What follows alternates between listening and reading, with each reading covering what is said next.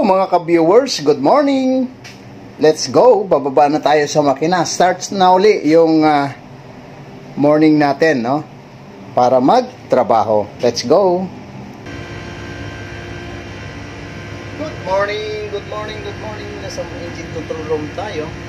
At yan na nga mga ka-viewers, nasa engine control room na tayo. Nagtimpla muna tayo ng kape dyan para naman habang nagto-toolbox meeting ay nagkakape tayo para mas maganda yung pag-uusapan namin kung ano ba yung mga gagawin or may tatrabahuin ba kami ngayong araw. Pero since Sabado naman ngayon, so normal routine na magke-carry out ng safety check, inspection and testing ng mga critical and emergency equipment. So yan lagi yung routine natin tuwing Sabado to make sure na yung mga equipment na ito ay ready to start at ready to use during emergency cases. Kaninang mga 4 AM local time dito sa lugar na ito ay natapos na rin yung cargo loading operation namin. Medyo sobrang tagal, no, bago natapos dahil sobrang mabagal yung pagloading ng cargo natin. At hinihintay pa namin na mag-dislapping kami kasi merong mga latak na inipon sa slap tank. So, i-dislap muna namin yan. Then, tsaka pa lang kami aalis dito sa terminal na ito. Mamayang gabi lang, baka mag-pull out na kami dito sa terminal na ito. It's either lilipat muna panandalian dun sa Anchorage area bago mag-proceed naman dun sa kabilang bayan. Which is napakalapit lang naman. Bali, mga 2 hours lang siguro ang tatakbuhin namin galing dito. Then, malamang, diretso na naman dikit kami dun sa isang terminal. So, napakabilis lang ang biyahe namin ngayong mga nakarang araw. Kaya medyong bawing-bawi at sulit na sulit yung company namin sa amin kasi nga